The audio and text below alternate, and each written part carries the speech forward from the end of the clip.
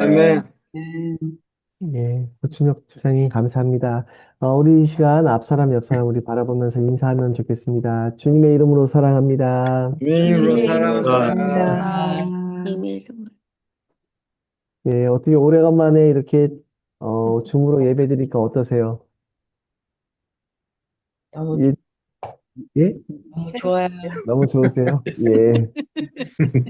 제가 이제 처음 줌으로 예배드릴 때만 해도 화면에 이제 어, 몇 개 없었습니다. 화면이 몇 개 없었는데 지금은 그래도 조금 많이 늘었습니다. 이제 이렇게 같이 이렇게 줌으로 예배드리니까 너무 감사드리고 또한 이렇게 눈이 많이 옴에도 불구하고 이렇게 진짜 많다. 문명이 발달해서 이렇게 예배드릴 수 있는 게 그것도 또한 감사하지 않나 싶습니다. 아멘. 이제 오늘 같이 말씀을 나누려고 하는데요. 특별히 이제 제가 오늘 세상의 중심은 어디라는 제목으로 이렇게 같이 말씀을 나누려고 합니다. 한때 자기 PR의 시대라는 말이 유행하던 때가 있었습니다. 이 자기 PR이라는 말에서 PR은 Public Relations라는 단어를 줄여서 PR, 자기 PR의 시대라 이렇게 사용을 했었는데요. 이것은 어떻게 보면 자신의 강점이나 능력, 경험을 효과적으로 주변에 알려서 신뢰관계를 형성하고 또한 자신의 가치를 극대화하려고 하는 그런 행동들을 자기 PR이다 이렇게 표현을 했습니다. 일종의 자기 마케팅이라고 이해를 하시면 조금 쉽게 이해가 되겠습니다.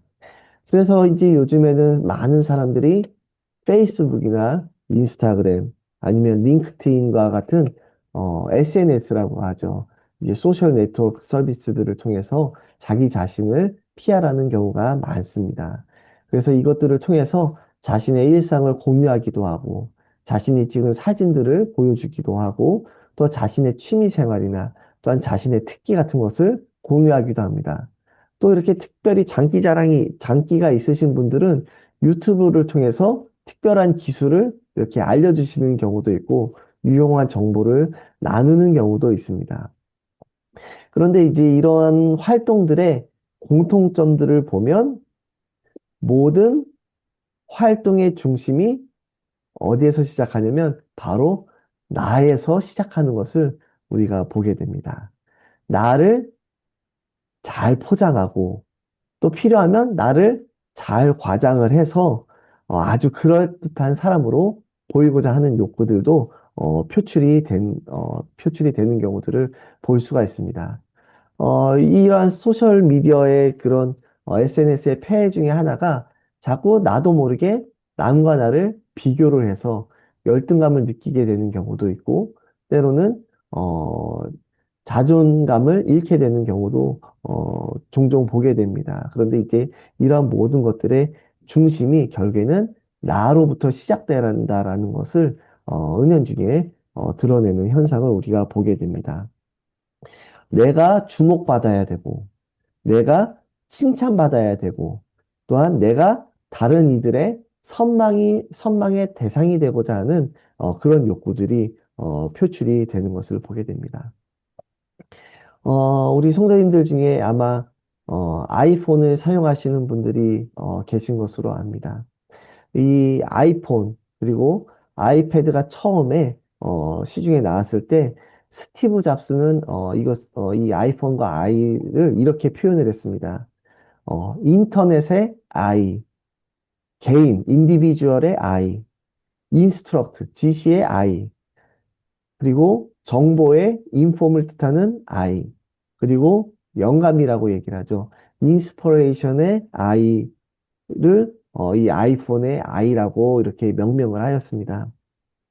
그런데 이제 제가 잘 보니까 이 아이폰의 I는 사실은 나라는 의미에서의 I로 더 사용이 많이 되는 것 같아요. 왜냐하면 우리가 이 셀폰을 사용할 때 들여다보면 어떤 느낌이 듭니까? 내가 모든 것을 컨트롤하는 느낌이 듭니다. 이제 일종의 전지전능감이 느껴지죠. 왜냐하면 이 전화기 하나로 모든 것을 다 대부분의 것을 하는 경우들이 많습니다. 다른 분들과 의사소통을 하기도 하고, 유튜브를 보기도 하고, 인터넷을 하기도 하고, 요즘에는 또 챗 GPT가 나와서 이 전화기를 통해서 챗 GPT한테 물어보면 모든 세상의 정보들이 거의 대체적으로 다 이렇게 전달이 되는 것을 보게 됩니다. 그러니까 말 그대로 어떻게 보면 나 중심의 세계를 너무나도 편하게 살 수 있도록 만든 것이 아이폰, 아이패드 아니면 우리가 다 쥐고 있는 셀폰이 아닌가 싶습니다. 그런데 이러한 것들이 알게 모르게 내 인생을 주도하는 것은 바로 나라고 하는 세상의 그런 가치관이 이러한 현상들을 통해서 나타나고 있지는 않은가라는 생각이 듭니다. 이러한 현상들을 생각하면서 저는 이제 오래전에 읽었던 헨리 나우엔이라는 사람이 쓴 책들의 내용들이 생각이 납니다. 이 헨리 나우엔이라는 사람이 책을 쓴 내용 중에 이런 내용이 있는데요. 세상에는 두 부류의 사람이 있습니다. 우리가 흔히 말하는 세상의 사람들은 I-centered life를 사는 나 중심의 삶을 사는 사람들이 있고 또 다른 사람들은 Christ-centered 그래서 예수 그리스도를 중심으로 사는 사람이 있다. 이렇게 두 가지 부류의 삶을 나누는 그 내용을 읽은 기억이 납니다. 우리 그리스도인들은 어떠한 삶을 살아야 되죠? 예수. 당연히 예수. 예수 그리스도가 네. 중심이 되는 삶을 살아야 하겠습니다. 나, 아이가 중심이 되는 삶이 아니라 그리스도가 중심이 되는 삶을 살아야 하는데 그렇다면 이 그리스도가 중심이 되는 삶은 어떠한 삶인가? 라고 했을 때 이 헨리 나우엔이라는 사람은 이 삶을 또한 두 가지 부류로 나눴습니다. 하나는 위를 향하여 사는 삶, 그리고 다른 하나는 아래를 향하여 사는 삶, 이렇게 두 가지로 분류를 했습니다. 우리 세상 사람들은 어디를 향하는 삶을 살죠? 위. 위를 향하는 삶을 살고자 합니다. 남들보다 더 위로 올라가기를 원하고, 남들보다 더 많이 갖기를 원하고, 남들보다 더 주목을 받기를 원하고, 남들보다 더 칭찬을 받기 원하는 위로 향하는 삶을 추구합니다. 예수님은 어떠한 삶을 추구하셨습니까? 아래. 헨리 나우엔의 관점에 의하면 아래를 향하는 삶을 추구했습니다. 남보다 더 낮아지기를 선택을 하셨고, 남들을 섬기기를 선택을 하셨고, 어린아이를 더 위로 바라보는 그런 섬김의 삶을 추구하신 예수 그리스도. 마지막에는 십자가에 못 박혀 죽음으로써 자신의 모든 것을 다 비우고 내려놓고 낮추시기까지 그렇게 아래로 향하는 삶을 사신 분이 예수 그리스도라고 이렇게 고백을 한 것을 제가 도서를 통해서 읽은 기억이 납니다. 특별히 이제 우리가 잘 아는 창세기 11장의 바벨탑의 이야기를 우리가 다 기억을 하실 것입니다. 이제 사람들이 모여서 벽돌을 긋고 역청을 사용하여서 더 벽돌을 높이 높이 쌓고 쌓아서 하려고 했던 것이 뭐였습니까? 닫고 싶어. 그것이 바로 위로 향하는 삶이었습니다. 하늘에 이 벽돌이 닿아서 우리의 이름을 널리 어, 알리고자 하는 그러한 인간의 욕심들, 위로 향하는 그 욕심이 결국에는 흩어지게 되고 또한 언어가 달라지게 되는 그런 결과를 초래하게 되었는데 사실 이러한 모습들이 우리 안에 모두 다 내재해 있다라는 것을 우리가 고백할 수밖에 없습니다. 우리가 잘 아는 사울왕은 어떻습니까? 사울왕은 처음에 왕으로 지목받았을 때 겸손. 진보다리 뒤로 숨었습니다. 남들보다 머리 하나가 더 높을 정도로 키가 컸고 얼굴도 아주 준수하게 잘생겼던 사울. 그래서 사울이 왕으로 지목받았을 때 모든 사람들이 흡족해 할 만큼 그렇게 잘생기고 키가 컸던 그 사울 왕이 처음 사울 왕으로서 지목받았을 때는 너무나도 수줍고 겸손해서 진보다리 뒤로 숨어서 사울이 어딨냐고 제비뽑기를 할 때 도대체 사울이 어딨냐고 찾을 정도로 그렇게 겸손했던 사울이었지만 나중에 권력에 취하게 되고 위로 올라가게 되니까 어떻게 되었습니까? 하나님 중심의 삶이 아닌 자기 중심의 삶을 살게 되었습니다. 제사를 사무엘이 드려야 되지만 자신이 그 제사를 드렸고 또한 아멜렉을 무찌른 이후에는 다 진멸하라고 했지만 좋은 것을 남겨두고 그 왕을 살려두었습니다. 그것은 자신의 욕심을 채우기 위한 위로 향한 삶으로 변질되었음을 나타내는 것인데 이러한 것은 바로 하나님 중심의 삶이 아닌 자기 중심의 삶을 살 때 나타나는 모습입니다.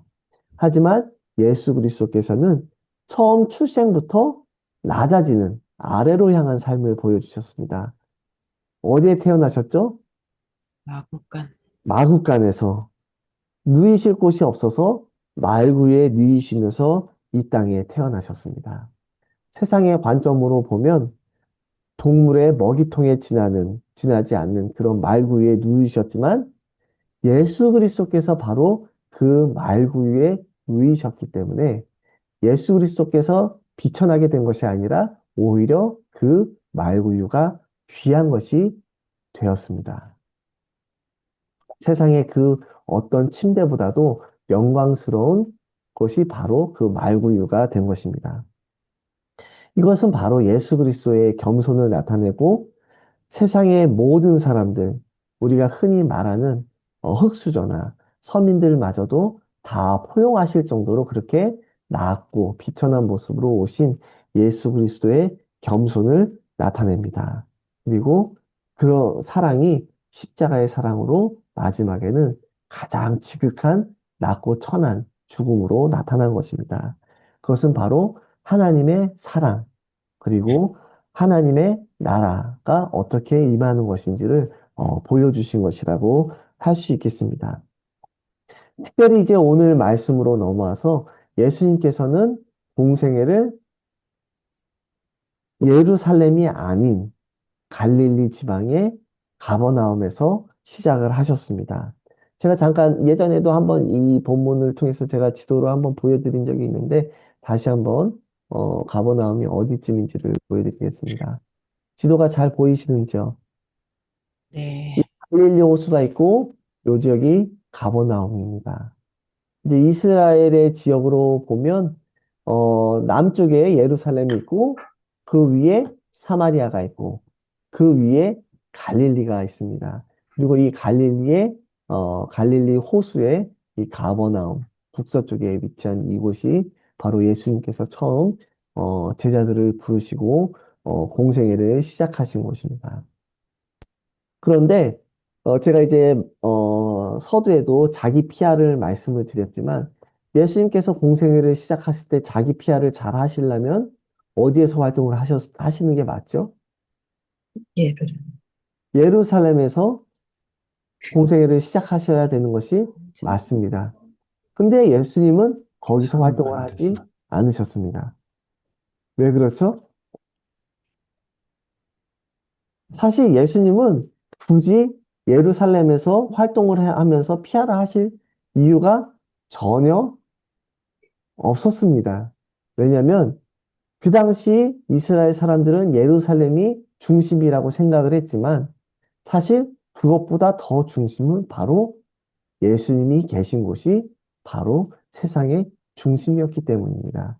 굳이 예수님께서 예루살렘으로 가지 않으셔도 예수님께서 어디에 계시던지 그곳이 바로 예루살렘이고 그곳이 바로 하나님의 나라가 임하는 곳이고 그곳이 바로 세상의 중심이기 때문입니다.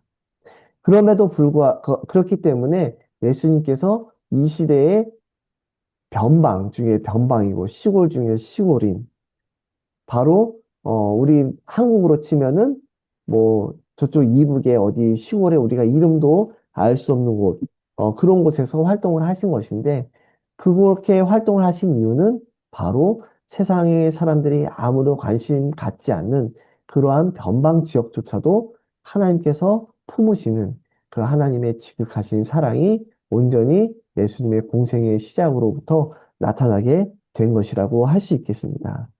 I, 나, 내가 중심이 아니라 예루살렘, 수도가 중심이 아니라 예수님께서 계신 그곳, 바로 그곳이 세상의 중심이라는 것입니다. 만일 하나님께서 지금 이 순간에 우리 성도님들을 통해서 역사하고 계신다면, 지금 우리 성도님들이 계신 가정, 각 곳곳에, 그곳에서 성령님께서 역사하시고 계신다면, 그곳이 바로 어디라고요? 세상의 중심이 되고, 워싱턴 DC보다도 더 중요한 하나님께서 역사하시는 하나님의 나라가 임하는 곳이 된다라는 것입니다. 아멘. 그렇기 때문에 예수님은 굳이 예루살렘에서 활동을 하실 이유가 없으셨던 것입니다.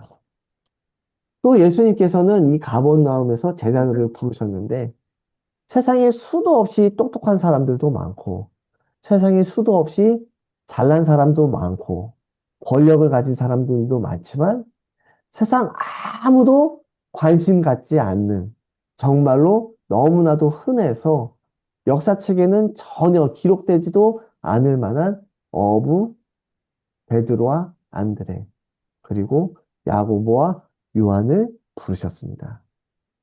예수님께서 안 부르셨으면 우리 중에 아무도 그 이름들을 기억할 사람들이 없었을 것입니다. 정말로 보잘것없는 사람들이었지만 왜 유명해졌죠? 예수님께서 부르셨기 때문에 유명해진 것입니다. 갈릴리 지역도 마찬가지입니다. 예수님께서 그곳에서 활동하지 않으셨으면 우리는 사실 갈릴리가 어디 있는지도 아마 관심 가지지 않았을 것입니다.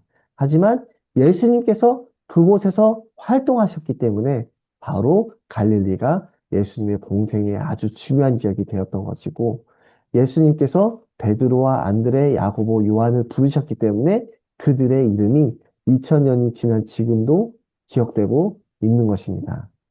갈릴리가 너무나도 유명했던 지역이었기 때문에 기억되는 것이 아니라 단지 예수님이 활동하셨기 때문에 기억되는 것이고 베드로와 안드레, 야고보, 요한이 너무나도 잘나고 너무나도 특출한 사람들이었기 때문에 우리가 기억하는 것이 아니라 예수님께서 그저 선택한 사람들이었기 때문에 우리가 지금도 기억하는 것입니다. 우리가 하나님의 일을 감당할 때, 우리가 직분을 가지고 주님의 일을 할 때, 우리가 주님의 일을 감당하기에 너무나도 특출하고 잘났기 때문에 우리가 이 자리에 있는 것은 절대로 아닙니다. 그럼에도 불구하고 하나님이 우리를 선택하셨고, 하나님이 우리를 사용하시기 때문에 우리가 귀하게 사용받는 것이기 때문입니다. 이스라엘 민족들은 자신들이 아브라함의 자손이기 때문에 너무나도 특별하다고 생각을 했습니다. 너무나도 자신들이 잘난 존재들이라고 생각을 했습니다. 태어날 때부터 너무나도 귀한 존재들이라고 생각을 했습니다. 하지만 마태복음 3장 9절에서 세례 요한은 뭐라고 얘기를 했죠? 내가 너희에게 이르노니 하나님이 능히 이 돌들로도 아브라함의 자손이 되게 하시리라. 아멘. 하나님이 사용하시기 때문에 귀한 것이지 귀한 것이기 때문에 사용하시는 것이 절대 아니라는 것입니다. 네. 아브라함이 물론 의인이기도 했지만 아브라함이 너무나도 특출나고 귀했기 때문에 하나님이 선택하신 것이 아니라 하나님께서 아브라함을 선택하셨기 때문에 그 하나님의 은혜로 아브라함이 귀하게 믿음의 조상이 되었다는 것입니다. 이것을 우리가 기억을 하면서 예수님의 공생애는 절대로 갈릴리가 특출났기 때문에 그 제자들이 잘났기 때문에 그들을 사용하셨다는 것이 절대 아니라기 때문입니다. 오히려 그들이 연약하고 부족했기 때문에 오히려 갈릴리라는 지역이 너무나도 소외된 지역이 있기 때문에 그들을 품는, 그들을 사용하시는 하나님의 능력과 은혜와 사랑을 극진하게 나타나시기 위해서 오히려 갈릴리에서 사역을 시작하시고 또한 그 어부 제자들을 부르셨다라는 것입니다.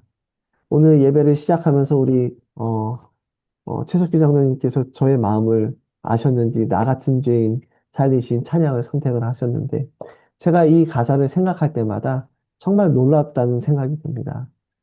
저를 비롯하여서 여기 모인 우리 모두들은 다 죄인들입니다. 죄인.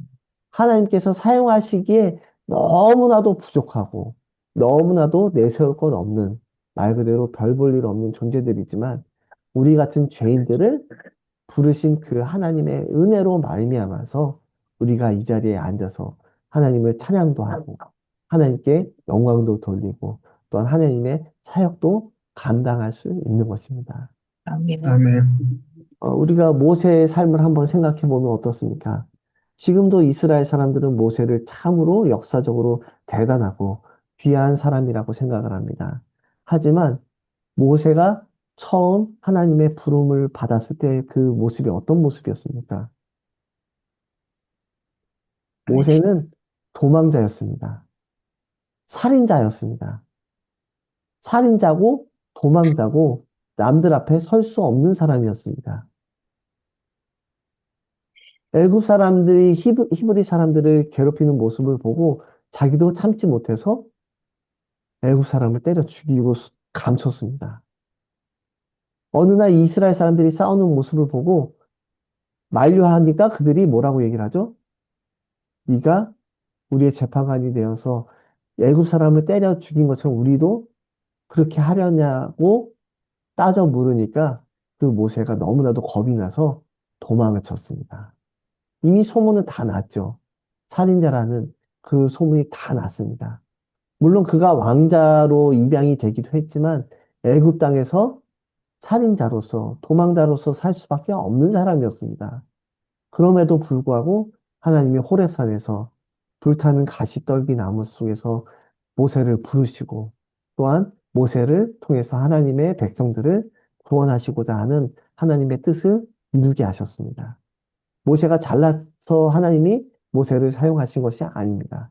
오히려 모세를 사용함으로써 모세와 같은 사람도 어떻게 사용될 수 있는지를 보여주신 것입니다. 모세의 인생 일막은 살인자로 끝났지만 그의 옛 자아는 죽고 하나님께서 부르셨을 때 새로 거듭났을 때 이스라엘 역사에서 가장 우수한 가장 기억되는 지도자 중에 한 명으로 기억될 만큼 그렇게 놀라운 귀한 일들을 감당할 수 있었던 것입니다. 누구 때문이라고요? 바로 하나님의 은혜로 말미암은 것입니다. 오늘 본문 말씀으로 돌아와서 오늘 본문 말씀에는 흑암에 있던 백성들이 앉은 백성들이 큰 빛을 보았다 이렇게 기록이 되어 있습니다. 어둠 가운데 불을 켜면 어떻게 됩니까?